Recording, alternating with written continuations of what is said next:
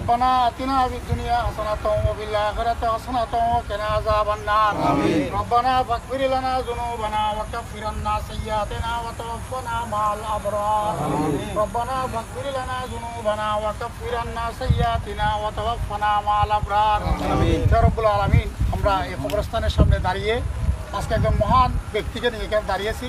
হে আল্লাহ, এই কবরস্থানে যতগুলো মুর্দা শহীদ আছে আল্লাহ প্রত্যেকের জীবনের সমস্ত গুনাহ মাফ করে দেন।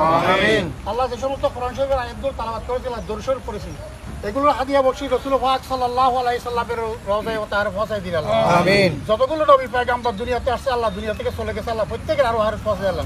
আমিন। সকল সাহাবায়ে কেরাম, সকল মুসলমানদের রূহের উপর পৌঁছায় দেয় আল্লাহ। আমিন। খাস করে আজকে আমরা যারা এখানে দাঁড়িয়েছি গুল মোহাম্মদ চৌধুরীর औलाद, আমাদের যারা গুল মোহাম্মদ চৌধুরীর আল্লাহ যারা দুনিয়া এই পরিবারের যতগুলো সদস্য দুনিয়া থেকে বিদায় নিয়েছেন, এই কবরস্থানে শহীদ আছেন, তাদের জীবনের সমস্ত গুণগুলো মাফ করে দেওয়া আল্লাহ। যেখানে যে প্রান্তে খবরের ভিতরে আছে আল্লাহ, মাটির নিচে আছে, তাদের জীবনের সমস্ত গুণগুলো মাফ করে দেওয়া আল্লাহ।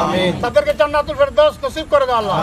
খাস করে আল্লাহ আমাদের বড় ভাই ফারুক আজম বীর প্রতীক, ওনার সর্দি আব্বাজান মনির আহমদ চৌধুরী এবং তার স্ত্রী সহ এখানে আমাদের যতগুলো মুরব্বী এই কবরস্থানের শহীদ আছেন, প্রত্যেকের জীবনের সমস্ত গুণ মাফ করে দেওয়া তাদের অন্ধকার কবরগুলো আলোকিত করে দাও আল্লাহ। এই দেশের শ্রেষ্ঠ সন্তান যারা মুক্তিযোদ্ধারা এই কবরস্থানে শহীদ আছেন, তাদের জীবন সব গুণাগুলো মাফ করে দাও আল্লাহ।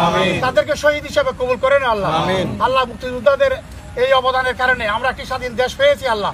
বিশেষ করে 5 আগস্ট আমরা পুনরায় একটি স্বাধীন দেশ হিসেবে আমরা পেয়েছি। এই 5 আগস্ট পর্যন্ত যতগুলো সন্তান, যতগুলো তরুণ, যতগুলো ছাত্র জীবন দিয়েছিল, তাদেরকে সবাইকে শহীদ হিসেবে কবুল করা আল্লাহ।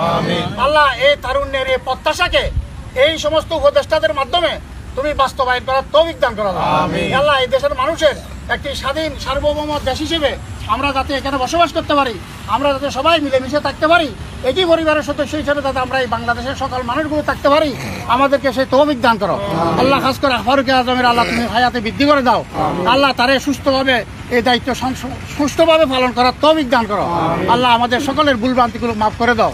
রব্বানা তাকাব্বাল মিন্না ইন্নাকা আনতাস সামিউল আলিম ওয়া তুব আলাইনা ইন্নাকা আনতাত তাওয়াবুর রহিম বিরহমাতিকা ইয়া আরহামার রাহিম।